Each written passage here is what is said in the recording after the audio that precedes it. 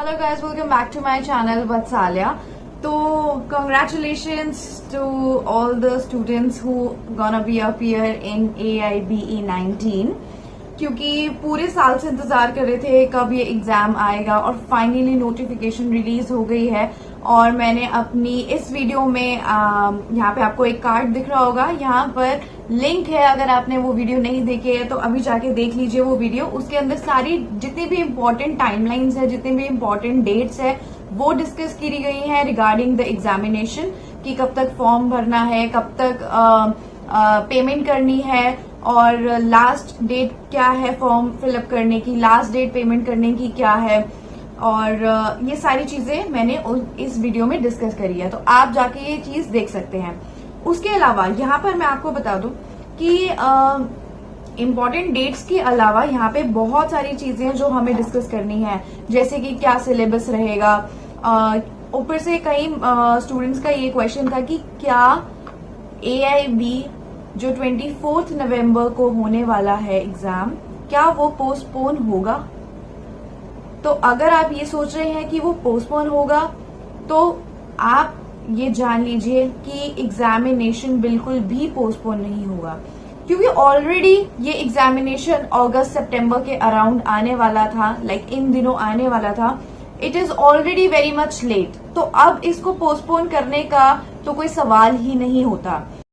तो guys exam postpone करने का तो कोई चांस नहीं है, कोई सवाल नहीं है। तो आपको अपनी प्रिपरेशन बहुत अच्छे से करनी है ताकि फर्स्ट गो में आपका जो AIB एग्जाम है वो क्लियर हो जाए।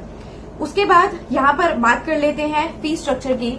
तो अगर आप अपना रजिस्ट्रेशन करते हैं, रजिस्ट्रेशन के बाद अपना फॉर्म फिलअप करते हैं, उसके बाद पेमेंट का ऑप्शन आता है।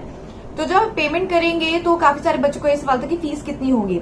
हमेशा देखिए AIBE की फीस हमेशा हायर लेवल पर होती है, कोई नॉमिनल फी नहीं होती है। तो अगर आपकी तैयारी अच्छी है या फिर अगर आपको लगता है कि आप अच्छी तैयारी कर सकते हैं तो जरूर भरें, क्योंकि फीस जो है वो नॉर्मल नहीं है।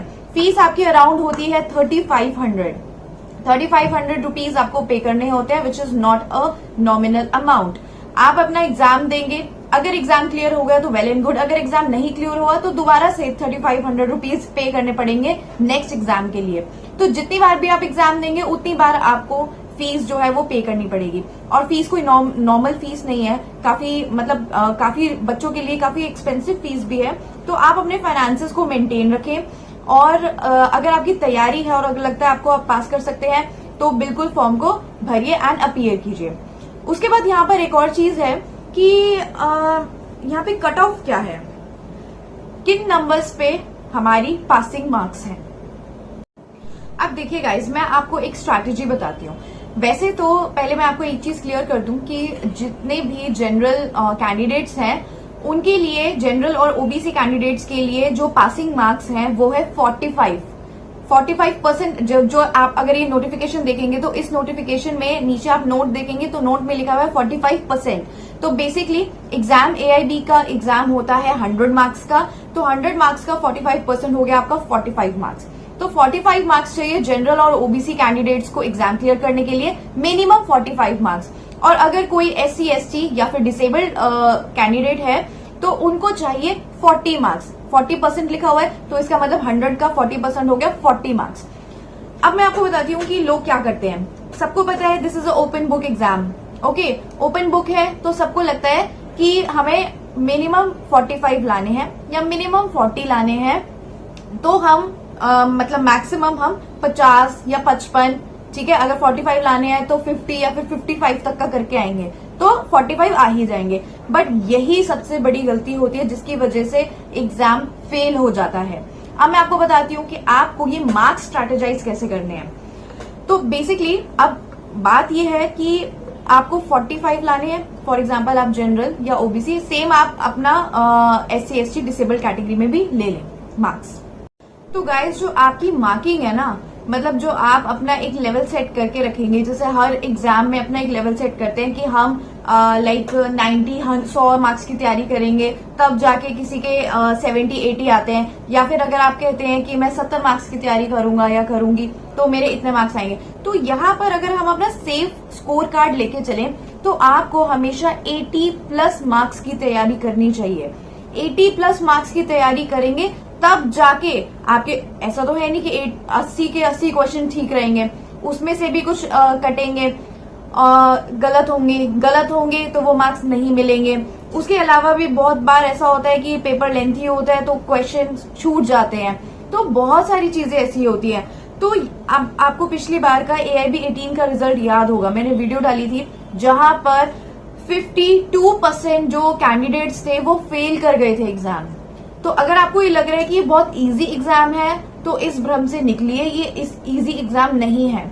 आपको प्रॉपर तैयारी करनी पड़ेगी, तब जाके आपके पास 45 मार्क्स आएंगे, वो भी मिनिमम है।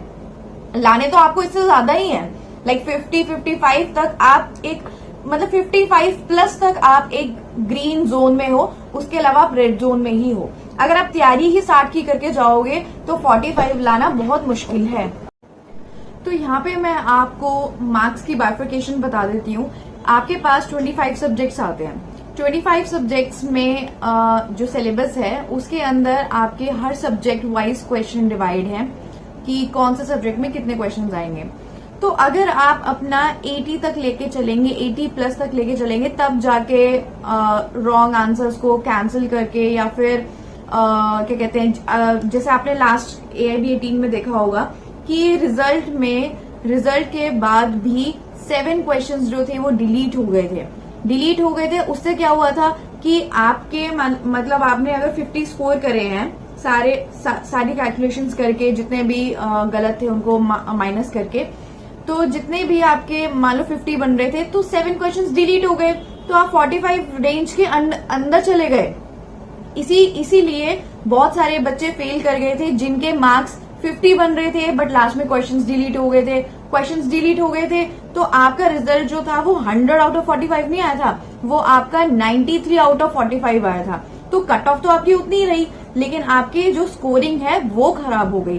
तो इसलिए हमारे को किसी भी तरीके का रिस्क नहीं लेना इस बार, क्योंकि आप देख सकते हैं कि आप कितनी बार AIB एग्जाम को फिलअप करेंगे, फी स्ट्रक्चर है, सब कुछ है, प्रिपरेशन है। तो एक ही बार में इन वन गो, अगर आप फ्रेशर हैं तो भी, अगर आपको रीअटेम्प्ट करना है तो भी एक ही बार में क्लियर करना है। ओके, तो गाइज आप इस एग्जाम को काफी इजी गोइंग नहीं ले सकते हैं, क्योंकि अगर आप प्रीवियस ईयर्स देखें तो प्रीवियस ईयर्स में जो कम्प्लेक्सिटी है AIB की वो बढ़ती जा रही है, ठीक है। और आप देखिए फेलियर का जो फेलियर स्टेटस है काफी ज्यादा बढ़ता जा रहा है, क्योंकि पहले ऐसा होता था कि ओपन बुक एग्जाम टेस्ट है तो आप बुक्स ले जाइए, हो जाएगा, आसानी से क्लियर हो जाएगा, बस किताबों में तो फ्लिप करके आंसर्स ढूंढने। बट ऐसे नहीं है, आजकल ट्रिकी क्वेश्चंस भी आने लग गए हैं, काफी केस लॉस भी पूछने लग गए हैं। तो अगर आपकी अच्छे से प्रिपरेशन है, या फिर अगर आप अच्छे से प्रिपरेशन करेंगे तो ही आप इसका अटेम्प्ट करिएगा, नहीं तो मत कीजिएगा अटेम्प्ट। और दूसरी बात, जैसे आप लोगों को पता है कि जुडिशरी में क्या होता है कि आपको एक एलिजिबल कैंडिडेट चाहिए होता है, क्वालिटी चेक होती है कि हमारे को क्वालिटी जजेस चाहिए। तो सेम ऐसे ही यहाँ पर ये होता है कि हमारे को क्वालिटी लॉयर्स चाहिए, क्योंकि at the end lawyers are the only backbone of justice. तो लॉयर्स ही बैकबोन ऑफ जस्टिस हैं, तो क्वालिटी लॉयर्स चाहिए। तो इसमें ये होता है कि इन डेप्थ नहीं पूछते हैं, आपको हर सब्जेक्ट की ओवरव्यू नॉलेज होनी चाहिए, ओवरव्यू होना चाहिए कि हाँ हमारे को ये सब्जेक्ट पता है। तो यहाँ पर ना इस एग्जाम के लिए हम लोगों को काफी स्ट्रैटेजिकली चलना पड़ेगा, क्योंकि सब्जेक्ट्स ज्यादा हैं। पेपर, एक और चीज मैं बता दूं आपको, एग्जाम के लिए मिलते हैं 3.5 घंटे, आधा घंटा क्वेश्चन पेपर रीड करने के लिए और 3 घंटे एग्जाम को अपीयर करने के लिए। उस बीच में आपका ओपन बुक एग्जाम टेस्ट होता है, आप बुक्स ले जा सकते हैं, books in the sense bare act ले जा सकते हैं। और वैसे भी ओपन बुक एग्जाम टेस्ट आपको लग रहा होगा काफी इजी है, सिर्फ किताब खोल के तो आंसर ढूंढना है, ऐसा नहीं है। उस आंसर को ढूंढने के लिए आपको बेयर एक्ट आपको अच्छे से आनी भी चाहिए, अच्छे से पढ़नी आनी चाहिए। ऊपर से आपको ये पता होना चाहिए कि कौन सी चीज कहाँ पर लिखी हुई है, ताकि आप वहां पे एक एक पेज ना पलटे। वहां पे आपको पता हो कि अच्छा ये चीज पूछी हुई है, ये eight the end of the bare act है, ये in the front of the bare act है। तो काफी सारी स्ट्रैटेजीज हैं, काफी सारे टिप्स एंड ट्रिक्स हैं जो मैं आपको आगे आने वाली वीडियोस में बताती रहूंगी। पर अभी के लिए ये जान लेते हैं कि अभी फिलहाल आपको बेसिक पता होना चाहिए और कि बेसिक AIB एग्जाम कैसा होता है। एक और चीज कि एग्जाम जो होता है वो ऑफलाइन मोड में होता है, आपका ऑनलाइन मोड में AIBE नहीं होता है। ऑफलाइन मोड में होता है जब भी आप अपना फॉर्म भरेंगे वहां पे आपको आपकी प्रेफरेंस स्टेट पूछी जाएगी, उसके बाद आपके प्रेफरेंस एरिया पूछा जाएगा, उस हिसाब से सेंटर अलॉट होते हैं आपको। तो गाइज AIB 19 को क्लियर करने के लिए काफी सारी स्ट्रैटेजीज है मेरे पास, क्योंकि AIB 18, AIB 17, इवन AIB 16 के लिए भी मैंने काफी सारी टिप्स एंड ट्रिक्स बताई थी। यहाँ पे एक पूरी प्लेलिस्ट है मेरे चैनल पे, आप उस प्लेलिस्ट को eight the end of the video में जा सकते हैं। वहां पे काफी सारी स्ट्रैटेजीज हैं। इनफैक्ट मैंने ये तक बताया कि आपको एग्जाम में आंसर्स कैसे ढूंढने हैं बेयर एक्ट में से, ये भी मैं आपको बताऊंगी।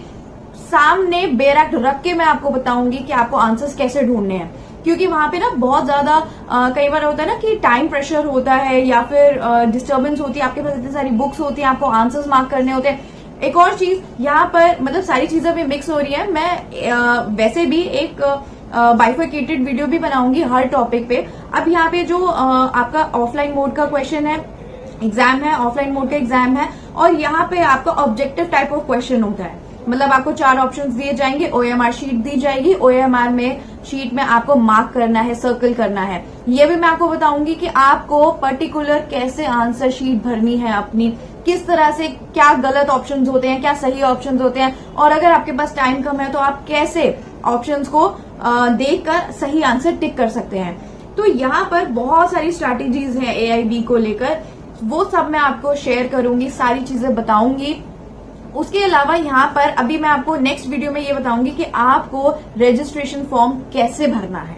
ओके, तो गाइज नेक्स्ट वीडियो में मैं आपको बहुत अच्छे तरीके से बताऊंगी कि आपको अपना फॉर्म कैसे फिलअप करना है।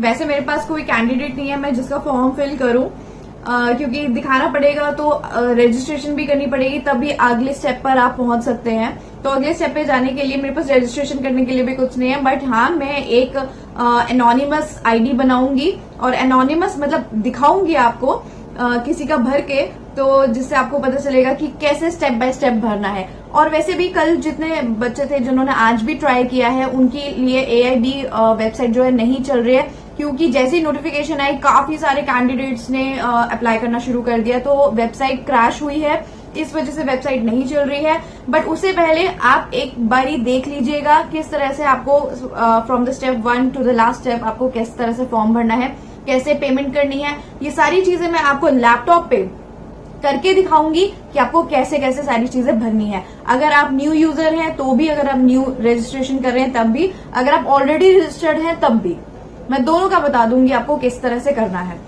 तो गाइज अभी के लिए सिर्फ एक ओवरव्यू वीडियो थी, धीरे धीरे 1 by 1 हर वीडियो में मैं आपको एक पर्टिकुलर टॉपिक लेके उस चीज के AIB को कवर करेंगे। And stay tuned to clear AIBE 19 in one go. Thank you so much for watching this video. Please subscribe to my channel Vatsalya and please do share this video to all your friends.